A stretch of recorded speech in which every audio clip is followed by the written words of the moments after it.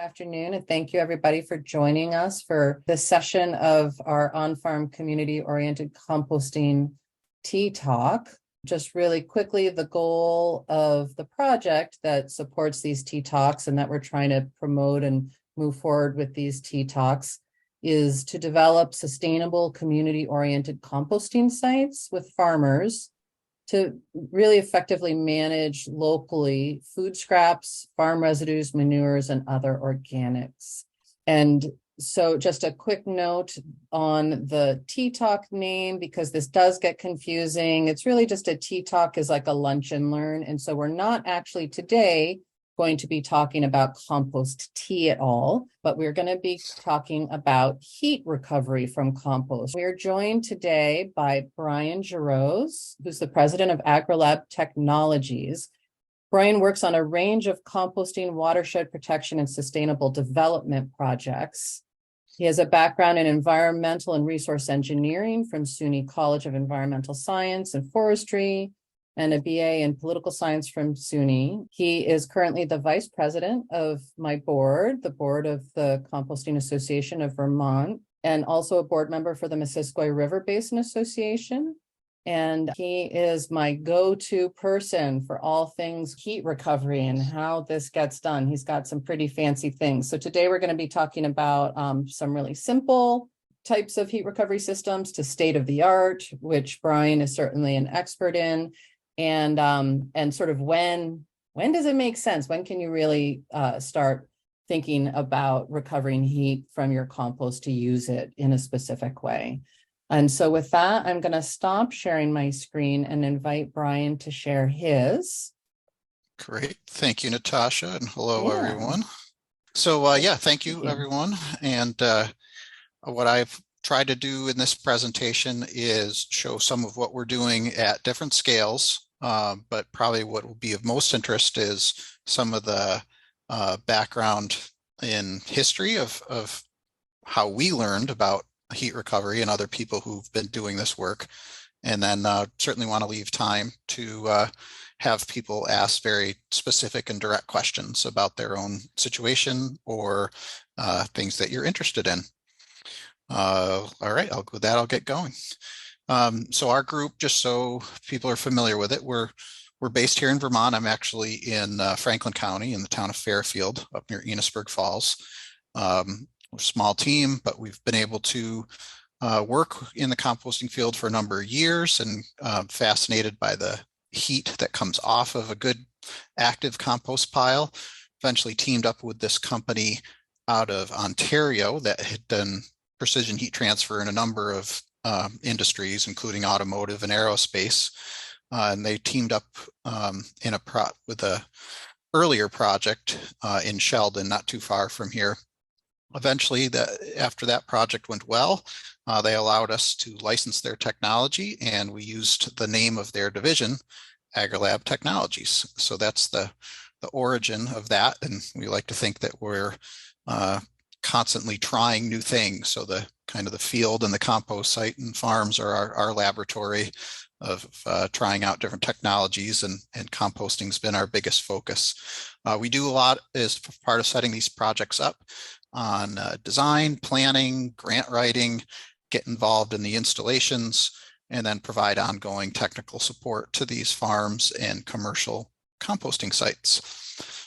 So as far as how we apply heat recovery to compost, we do it through the aeration process. So this is a simplified schematic, a representation of our equipment would be this unit in the middle, which has a aeration blower that puts typically the suction on the compost piles.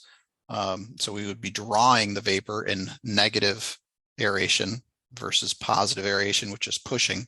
We would negatively aerate, jumped ahead a bit, negatively aerate the pile, first of all, to manage it for its temperature and oxygen levels, the other things that a compost pile needs. But when you've met all those good conditions of carbon to nitrogen ratio, appropriate moisture, enough oxygen, you're going to get a good hot compost pile. And if it's of sufficient scale, and we'll get into that in more detail, there's certainly excess energy. So in our systems, we typically draw that into the ductwork, run it across a specialized heat exchanger that's can resist this corrosive environment. And it's more of a, almost looks like a radiator. So we're heating up a water loop, and sometimes glycol antifreeze in it as well, which we can run to radiant floors. On dairies, it's been used for wash water. And then as we've gotten into commercial sites, it's been used for shops and sales buildings, a greenhouse, and also for product drying when we run it to a second heat exchanger and can dry down mature compost prior to it being screened and bagged. So there's a few different ways to use the heat. So that's just a general representation.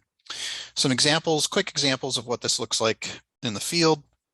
Again, just so you have a sense of the scale of our typical projects. This is down in Middlebury, the folks who make Moodoo, Foster Brother Farms, and Vermont Natural Ag Products. They've got 10 acres of a processing site, and about 20% of their total throughput goes through our aeration system. So they blend and mix all these materials, and these piles next to the truck are on that negative aeration. So if you remember the slide before, the vapor in these piles could be 150 degrees or more, drawn through pipes underground up into through this sump to get out any condensate into the equipment, which I'll show you a little more later, and then through the heat exchanger. And you can actually see a little of the steam coming out of the exhaust pipe. So that steam coming out there is from one of these piles out on the pad. So first of all, we're aerating the compost again to make sure it's meeting a good process and good conditions. But when we've got the heat, we're taking it.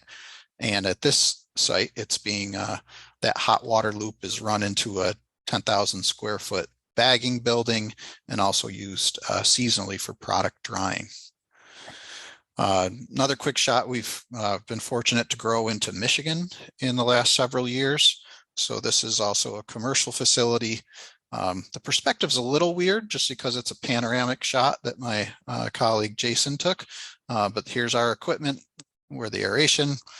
These are the piles and an open view of a trench that's open. So when the piles are under that negative aeration, it's sucked through the trench, again underground, through the sump, into the equipment. In this case, they also have a biofilter. They're in more of a commercial residential neighborhood. So any of the vapors are pushed into these wood chip beds to help further scrub any potential odors from, they have a lot of nitrogen rich grass clippings in the summer, and they're starting to take in food scraps as well.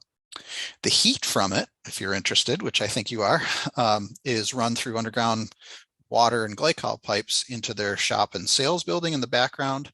And then in the last year and a half, they also have a line that goes over to a greenhouse where they have aquaponics and fish and raise different greens as well. So yeah, here's the background on them, and they're just across the street from Flint, Michigan, technically Burton. And I put up this website because they actually have a nice 3 or 4 minute video with some good animation that kind of illustrates some of those things that go underground that you can't necessarily see yourself. This is how we control them. So either the operator on site or us sitting on a dirt road in Vermont can watch what's going on, and we can see that in this screenshot, there was 141 degree vapor coming in out of zone 2 of 8. It was at 7.4 oxygen level. And after going across the heat exchanger, we cooled down that vapor to there. And on the water side, we have 124 degree water, heated water coming out. We also have a second blower and aerate some of the other zones. So again, 150 degree vapor coming in, and 127 degree water going out. So some of these can get pretty involved. Other than the ones that we put in the shipping containers, this allows you to see what that equipment looks like a little better. This is the aeration blower that really does all of the pulling and pushing of the air and the vapor. So that's, again, how we primarily manage the temperatures and oxygen levels in the pile, but also move that hot, steamy vapor. That's the source of energy that can be recovered. In their case, they had some existing bays, and instead of the channels being recessed into the working pad, they have what we call pipes on grade. So the piles are built on top of these heavy black plastic HDPE pipes that have perforation holes in them. And then the vapor's pulled up through and the equipment sits in a utility shed in the back. Another view, this is Eric Paris and Linden. It's out of Lindenville, Vermont. Again, a way to show the equipment where we can control which pile we're pulling from through these different zones. And in his case, he's using a mixture of his cow manure from his small organic dairy, wood chips, and then for years they've been bringing in food scraps and other residuals from the local community. So it's a great diversified example of a site, and the aeration allows him to manage the process with a lot less turning and flipping with his tractor or other equipment. So again, just mostly to give you a sense of the projects that we've kind of focused on. All that said, this is where we're really getting to the meat of this talk today. Is this is informed by a lot of other people's work over a number of years. But compost is hot. You know, this is a pile at 156 degrees.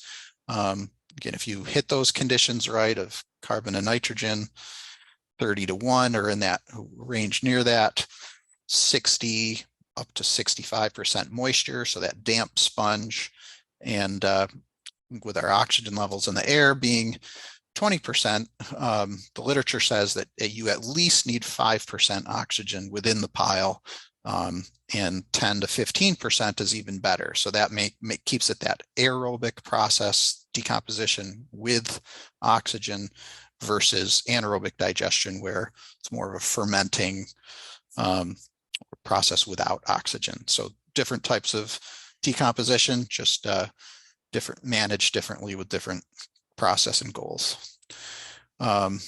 Here we go, just a pile in March down in Boston. This is primarily a leaf and yard debris site, but just turning the piles, and a number of people have seen this. You see the steam coming off. You know, how can we use this? So during some reading, there's reports of the Chinese doing this for over 2,000 years. And I think even some of the inquiries that came in for this talk today included people that were just wondering, can they start their seedlings on top of a hot compost pile? I know Mimi Arnstein did that in the Intervale as a vegetable grower 20 years ago. So it was just a few extra degrees on those cold days of spring. So you're not doing any piping or plumbing. You're just setting it on top of a warm, kind of like your dog would curl up near the wood stove. This is putting your seedlings on top of the pile. So there's other examples, I guess, that were more refined in the 1800s in Paris with all the horse and buggies that were still common in that era. Manure and bedding would be composting, and they were used in old glass houses. So they were used to supplement heat and extend the season in those old French glass houses. Just passive, not any plumbing or aeration, but it was recognized as a source of energy that decomposition threw off some excess heat. This kind of industrialization and the automobile changed that as a common practice, and it kind of was considered old agriculture or management for a while, but then some folks kept these ideas alive, and Jean Pain gets credit, a Belgian farmer, for kind of getting this back into the more popular thought. Say that relatively, it still was probably more niche than anything, but he's credited with coming up with these drawings. He did a little bit of anaerobic digestion even, but his compost piles were these really large, very woody compost heaps that would get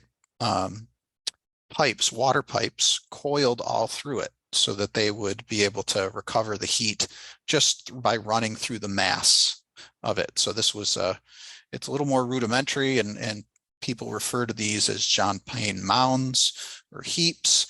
And there's certainly people who are still doing this as a practice, but most commonly as a kind of do-it-yourself homestead scale. The downside on a commercial site or a large farm or so forth would be all these pipes in the pile. It's not practical for frequent movement of the material. This works if you're setting it up for 6 or 9 months at a time. So you're not expected to move this pile frequently and keep changing it and cycle a lot of compost through. It's for long source of heat, and the wood chips have a longer time frame to be breaking down. Jumping ahead a little bit into the 90s, a group that, again, mentioned early on that we connected with was also fascinated. They were doing precision heat transfer, again, for casting parts and automotive machines, cast and aerospace and other industries. One of their team said, "Oh, let's capture this from farms." So they did a trial with chicken manure and old waste feed. Some folks might notice that they weren't professional composters, and it would be a little odd to bury all their compost in a pit where they needed an excavator to get it out. But it was effective in a trial sense, where they had a parallel greenhouse just heated with natural gas next to the one that they were able to pull heat from the compost. And they used these refrigerant filled tubes called isobars as part of their heat transfer process. But they essentially captured the evaporating heat from the compost piles and then conveyed the heat to the greenhouse as a technique. And we connected with them at a conference. And then once we got the project with another group here in Vermont, they got brought in as a technology partner, and we collaborated from there. The other historical, somewhat recent example is with City Soil and Greenhouse. So Bruce Fulford worked not only at the New Alchemy Institute on Cape Cod back in the 70s. Some people might be familiar with UVM professor John Todd, who's done the living machines, kind of these constructed wetlands. If you ever get off at the Chelsea kind of rest area on Route 89, just north of White River Junction, they have a living machine there that's based on that constructed wetland technology. So this comes out of the New Alchemy Institute, and Bruce was focused on the compost heated greenhouse. So he was the first one to introduce aeration with the heat recovery, and basically drew air out of a hot compost pile and then forced it into an adjacent greenhouse onto almost like a biofilter. So it was like a wood chip bed around the pipes that then had the different crops planted on top of it. So this is a little closer to what we ultimately did, and certainly informed us, and we fortunately got to collaborate with Bruce on that first project with the Magnons in northern Vermont, and then worked with him down in Boston as well, as he set up a compost site and working farm, or urban farm. I'm going to go through some of these slides a little quicker, but this was 2005, and this is Sheldon, which is up near Enosburg Falls, not far from the Quebec border. But they were composting a lot of calf and heifer manure and wanted to do something with it. Fortunately, the veterinarian connected us, and we were able to write some grant funding to incorporate that into their manure management. They've got a lot of straw and bedding to go with the manure, so that was a good source to get a lot of carbon into the mix. As we built the system, there was basically a lot of pipes that would go under these piles, and use these relatively simple blowers to pull from the different pipes or zones and batches. And then within the ductwork, these are the isobars. So those are filled with refrigerant, idea being that hot vapor would condense on them as it traveled through the duct. And at the far end, there's an 800-gallon water tank that would get heated up and get circulated for other range of uses around the farm. So that was a kind of a custom build one-off and is a basis for where we went. After the construction, you can see what the aeration floor looks like. So those are the trenches where the pipes are, where you can see the cover plates with holes in them. And this is as a pile starts to get built. We'd put wood chips over the floor so it wouldn't compact into the channels, and then the mixture of compost and bedding would be placed on top.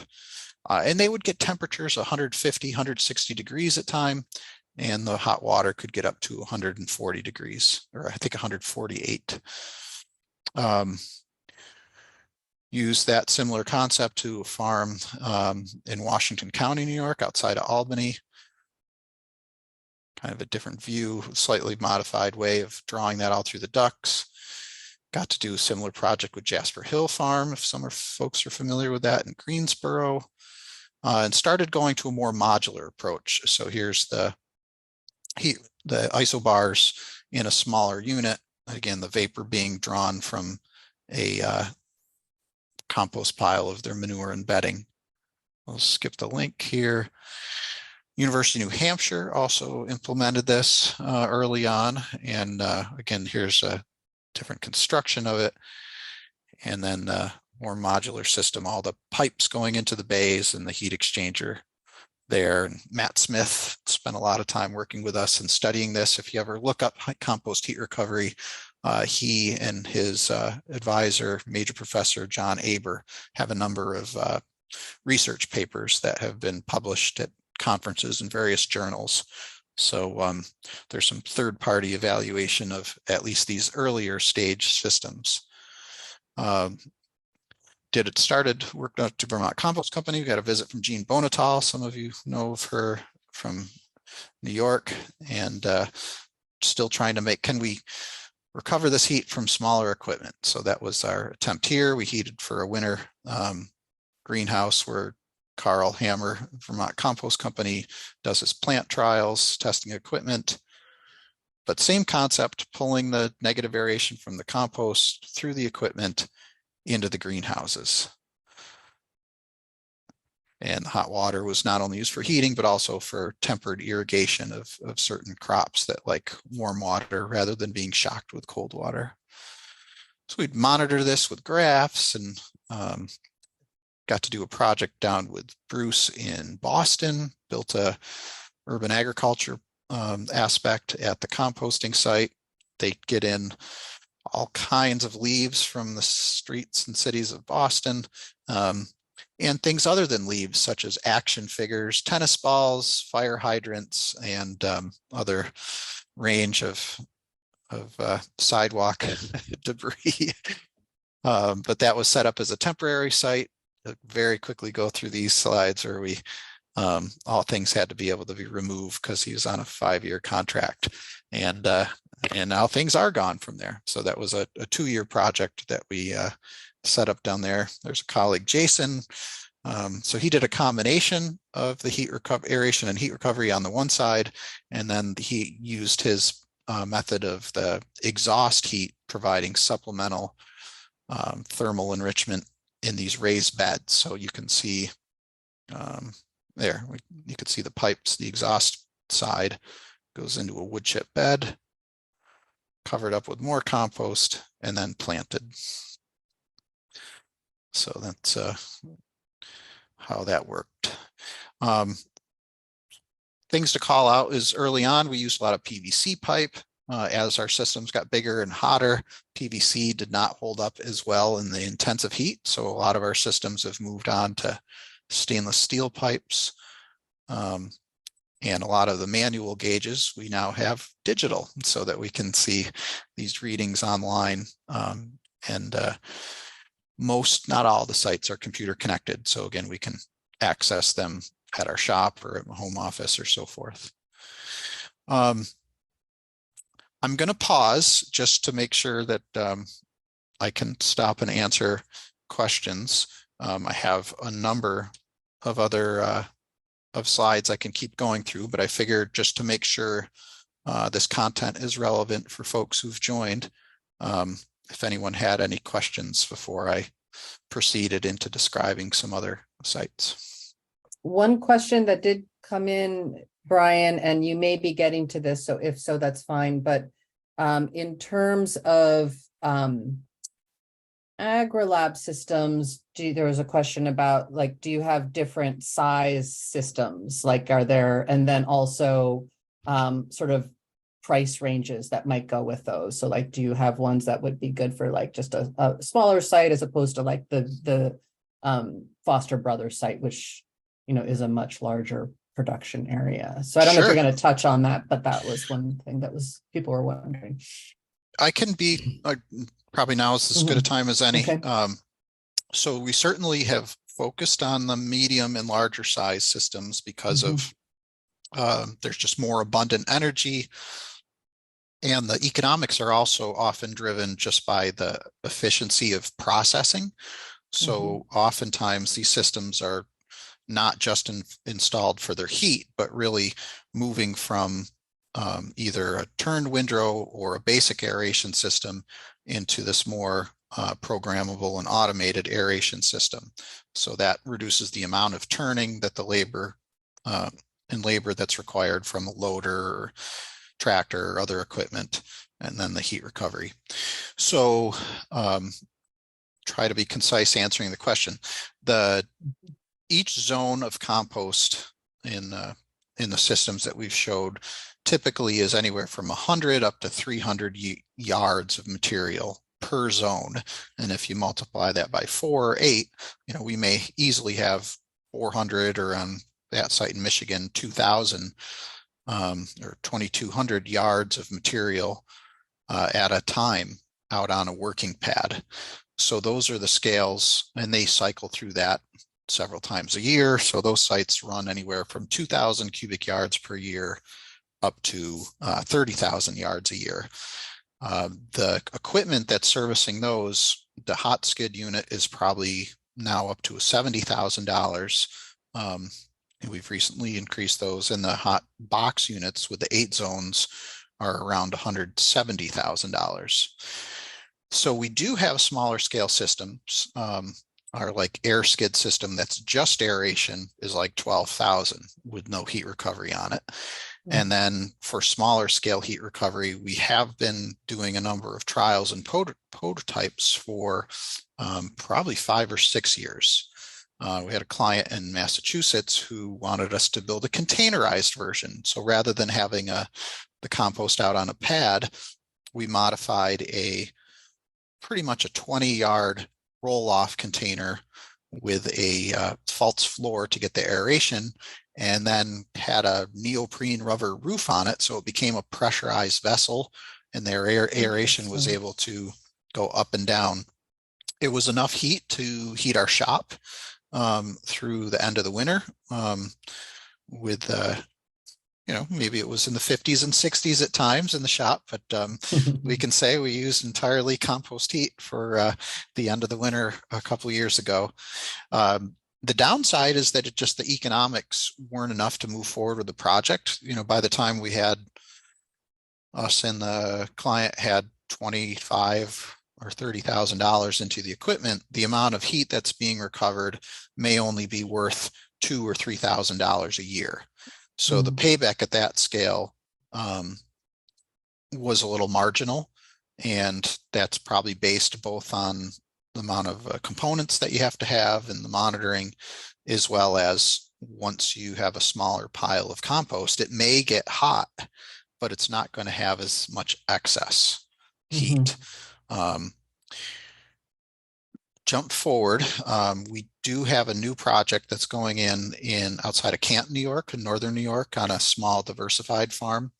And we have a small version of the hot skid, kind of what we call the mini skid.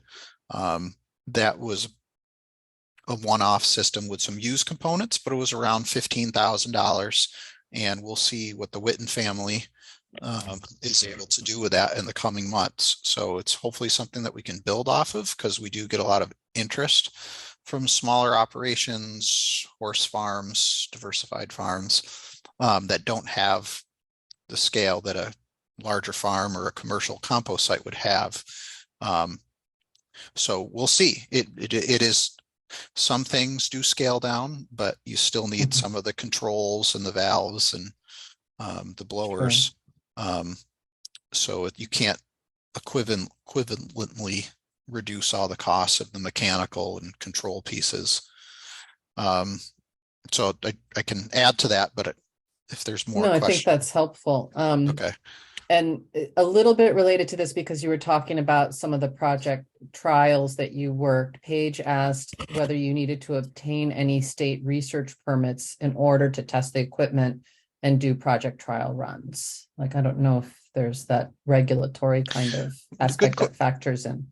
Good question. So at the sites where it was the first time installed at Vermont Natural Ag Products, or Vermont Compost Company, they were already permitted or otherwise registered with the state of Vermont as the site operator. So bringing in our equipment didn't substantially alter their process in the sense where it affected any of the environmental controls.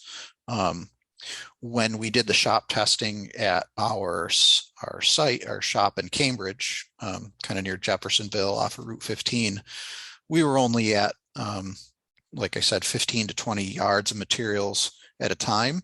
And that falls under the de minimis or kind of, it's below the 100, the exempt category. You're below 100 cubic yards in a year. If we were to do that at a larger scale, then yes, we would need at least to register with the state. And at some stage, you would go for a small site certification. Definitely don't want to discourage people from doing that, because Vermont is definitely a collaborative state in terms of its regulatory stance. They want sites to succeed. So the certification process, while you do have to document a number of details about the site and setback and water controls and have a plan to avoid nuisances, it's very achievable unless you've picked a site that's right on top of a stream or has some other shortcomings. So all bedrock. There's certainly groups and individuals out there, including us, that are able to help any farms or sites that are interested to get up above that scale. Yeah. And Paige is from New Hampshire DES. So Paige, you would probably know sort of, I think Brian likely gave you enough information that you could translate that or think about New Hampshire's own exemptions and where that, sort of where that stands with the on-farm composting in New Hampshire. I need to follow, but I know New Hampshire's updating or updated. So that hopefully will make things easier for folks and allow food scraps to be more readily incorporated into composting sites. Absolutely. Yeah. The new rules are much friendlier and have really allowed for this project in many ways for our partner sites in New Hampshire, which is great. Awesome. Let's see. You've talked about, we did have the question sort of about that, which you've touched on, sort of the economically viable or when is it feasible, but I think you've already given some examples and maybe you have other sites that you're in your slides that are going to go through. But in terms of like, if you're really small scale, maybe it's, doing the seedling starts on top of the pile is one way to do it, or to have a pile maybe in a greenhouse where it's more ambient and less technical. As opposed to some of these more technical sites or systems that you've been talking about, because you were just talking about that sort of the trade-off of, you sort of need to reach a certain scale to make the bells and whistles financially, economically feasible. Yeah, that's definitely what I wanted to go with, just because, I guess at a very compost pile level, a lot of people in their backyard piles never see their piles get hot, and it's still working as a compost. It's just at a different stage of decomposition. That would be lower temperatures, or mesophilic is kind of medium temperatures, where thermophilic are these hotter temperatures of 120 up to 160. And you get a different group of bacteria that are even more active and aggressive in breaking down materials. So they both work just in different time frames. And when those thermophilic bacteria have enough food and enough mass, they can really get ramped up and start sweating and just throw off some heat. What we see typically in Vermont is if you get above 4 feet by 4 feet by 4 feet, you can start to see those temperatures that can get up above 130 degrees, which is good.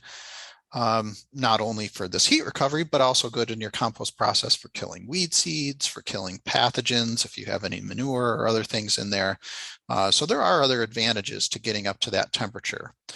But just because you have a pile that hits 130 or 140 degrees, if you start drawing off of it in terms of aeration, or even that coiled pipe, the Jean Pain method through it, it's not limitless. You are going to diminish the process. So on a small scale, you could keep a thermometer in the pile and see, oh, I've turned on my circulation pump, or I've turned on my aeration blower, and now the temperature of the pile is down to 120 or getting cooler. Then you've started to extract too much heat.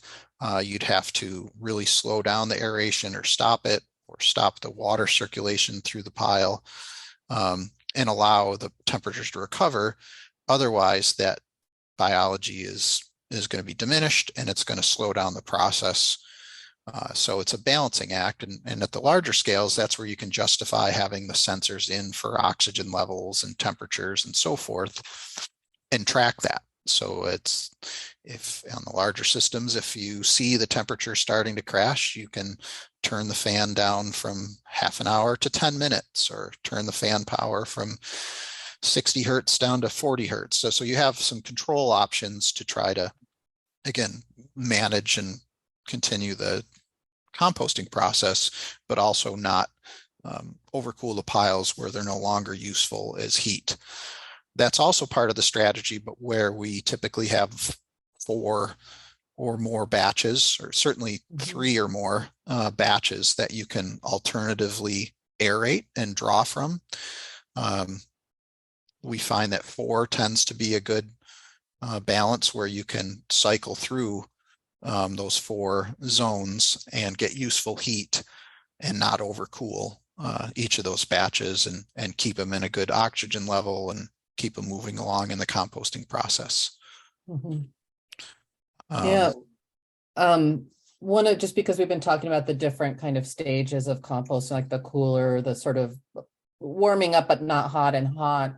One of the questions that we did get in advance of this webinar was around like whether you have to have manure in order to get hot compost. And that's a little bit more general, but I just wanted to highlight again, and then Brian, you can add to it if you have anything to add, but just that it's really, you don't have to have manure per se to get hot compost. It's about having the right recipe of whatever it is you do have to get those optimum carbon to nitrogen ratios, the moisture, the air, as Brian's been talking about, to create that environment for those thermophilic microbes to want to be there and to do their job there.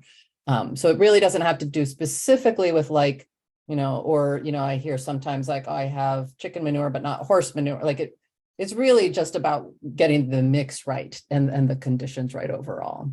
Yeah, good point. Yeah. Because within manure, while horse manure or bedded cow manure is good because it has the carbon from the bedding, nitrogen in the manure, and then it's not so dense that the air can't get through it. So even cow manure comes in all kinds of forms. So a scraped barnyard manure may be very wet and dense. In terms of bulk density is a term that we use, how many pounds per cubic yard.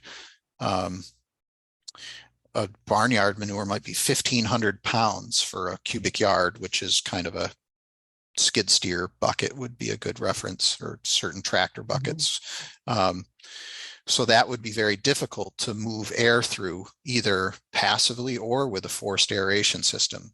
So if you had manure like that, it would often need wood chips or straw or some other coarse material to help make air pockets and make it less bulk, lower bulk density. We recommend clients have in the range of 1,000 pounds per cubic yard. So that is typically light enough to easily move air through. Likewise, horse manure is typically good because people bed their horses quite well. But if they use just fine sawdust, you might have great carbon levels. You might have a good amount of moisture, but if those small particles of the sawdust don't allow any air spaces into the pile, you're going to be missing that oxygen.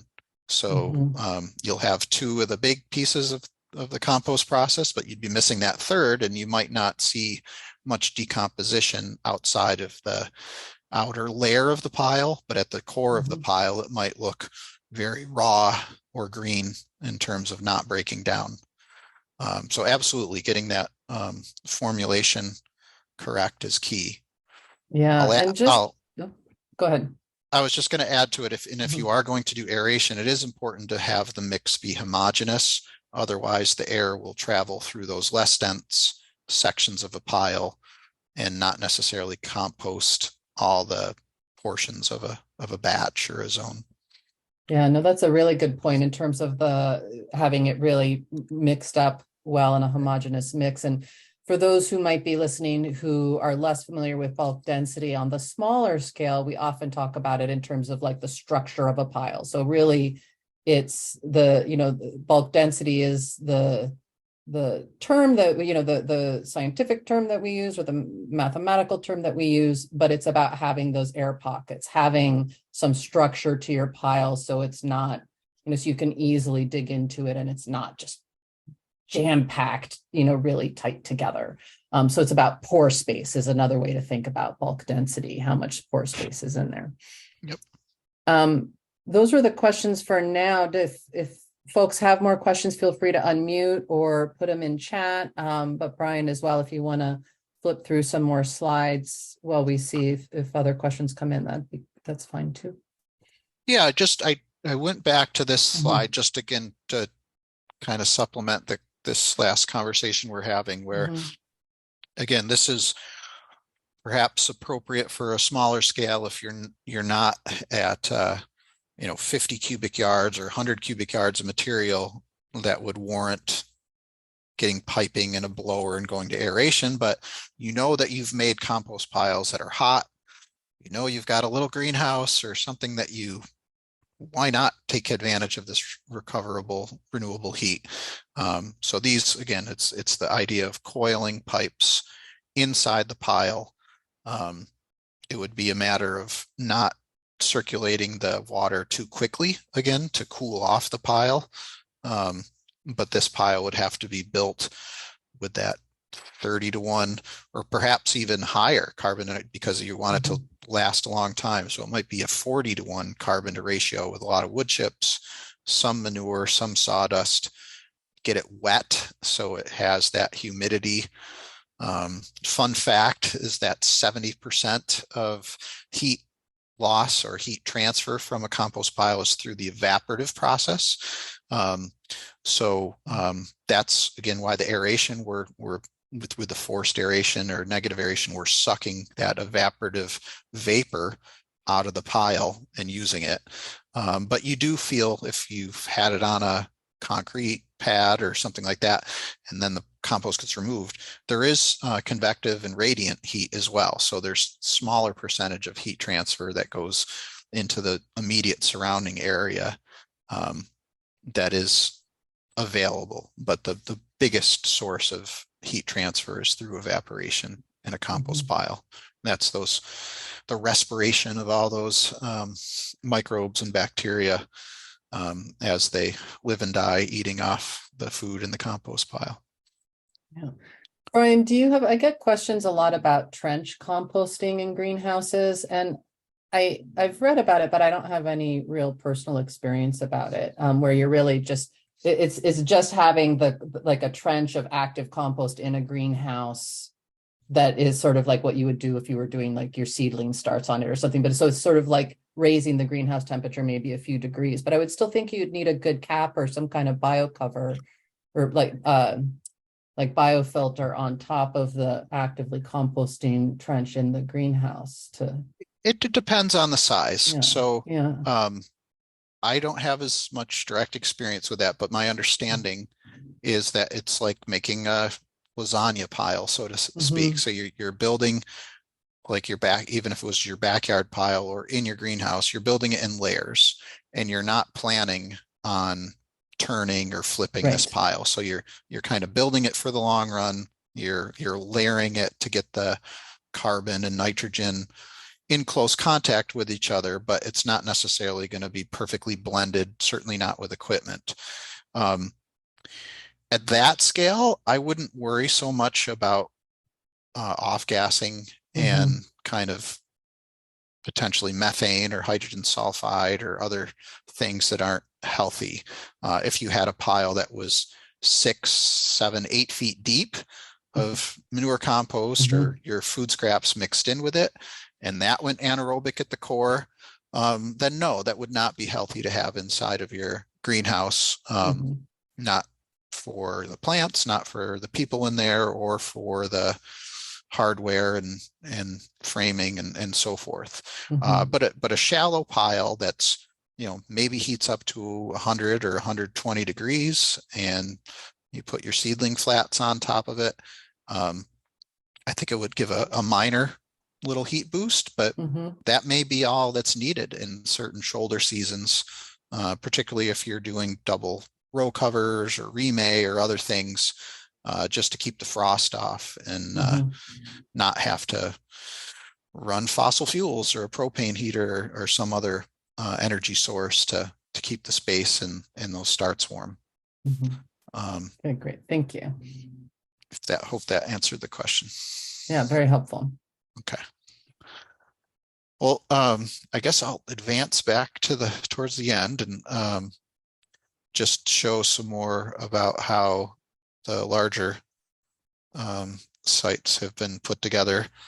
And again, we're trying to adapt this to smaller scales. So that site, Witten Family Farm over near Canton in Potsdam, New York, probably are doing 40 to 50 yard batches, but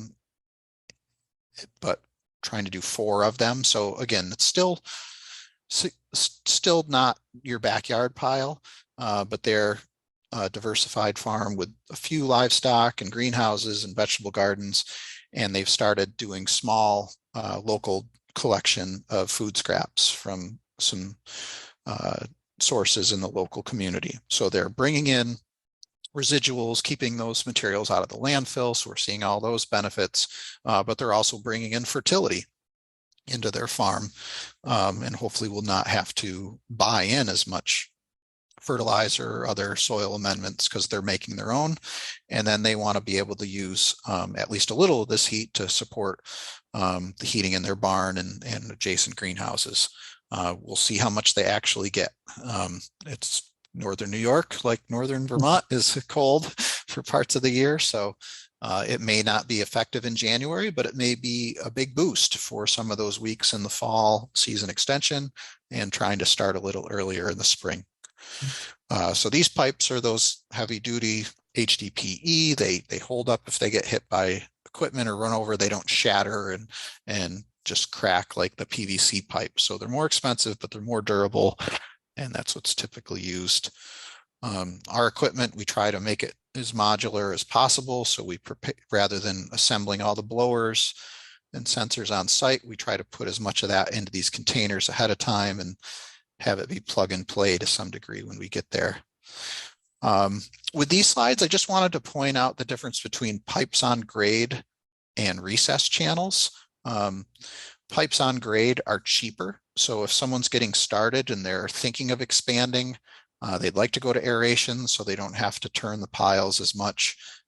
This is what's pipes on grade. So you do have to build either a pair or a single pipe that a tractor or other equipment would straddle. So there is more operator care involved, but typically it's a lot less to build in the first place.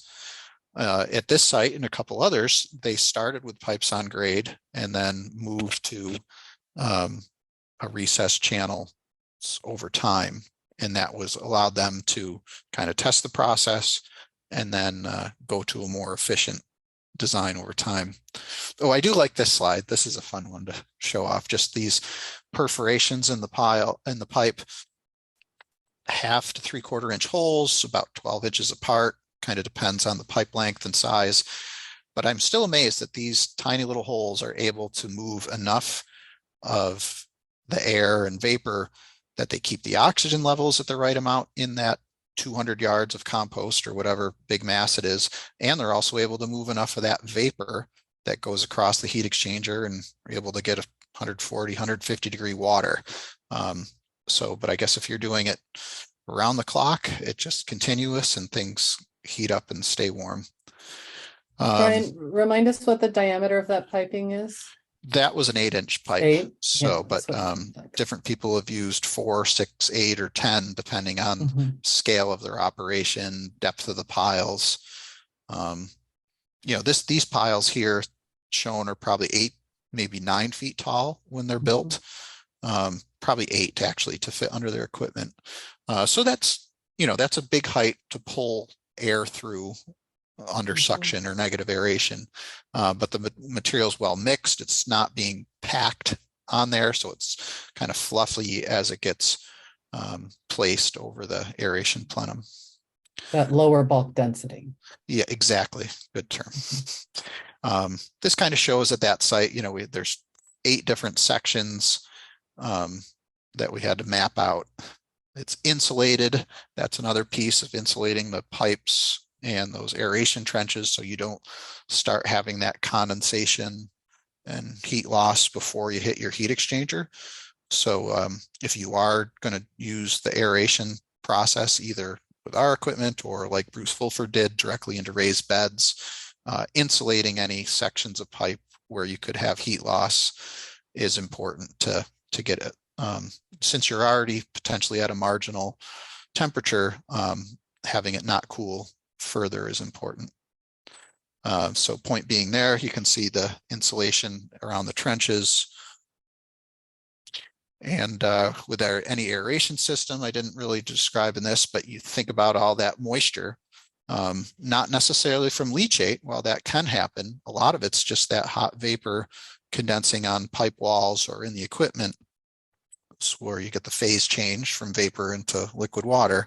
So you've got to have a plan for where that is going to go. So there's actually like these huge traps that look like what's under your sink in the aeration lines. Kind of as it comes together. Stuff that you can't see once the site's actually built. And there's the aeration unit over on the side that again pulls the vapor from these different zones and then is connected through plumbing into this 10,000 square foot building where they do their bagging of mudu in the background. You just call out the water pipes real quick. We're using the same stuff that people use for outdoor wood stoves. For people who've seen outdoor wood boilers, there's a number of people in Vermont and then across northern tier US and Canada that use these. So a little different than Jean Payne's technique of coiling pipes in the pile.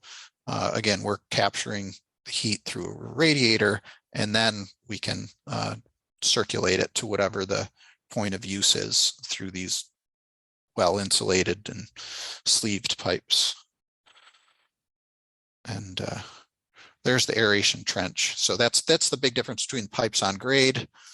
The loaders and other equipment can run smoothly right over the working pad. The pipes are set into these coarse wood chips, so this doesn't restrict the air. Once or twice a year, they do start to get a little packed with fine materials or wet materials, and they have to be raked off. But I think they've only been changed out once over the past 6 or 7 years. So they will break down over time. They're wood chips, but they don't instantly start degrading. And I like this picture too, because here's your picture of a turner going through and all that steam that comes off. I started with one of those slides too, when you're turning the pile. Part of what got me interested in it, and I think fascinates a lot of people, but if you're able to draw that steam and vapor through piping and into your heat exchanger, that's available 24/7 if you've got enough material on hand to help heat whatever you need. Yeah. And acknowledge a lot of people who've worked with us in different shapes and forms, hosting sites, and appreciate all their inputs to help us learn as much as we have over the years. Yeah, thank you so much, Brian. And we're just at the top of the hour. Keep your eye out for some upcoming tea talks, and we'll hopefully see you all next time. Thanks so much. Have a good day. Thank Thanks a you. lot, Brian. Thanks, everybody.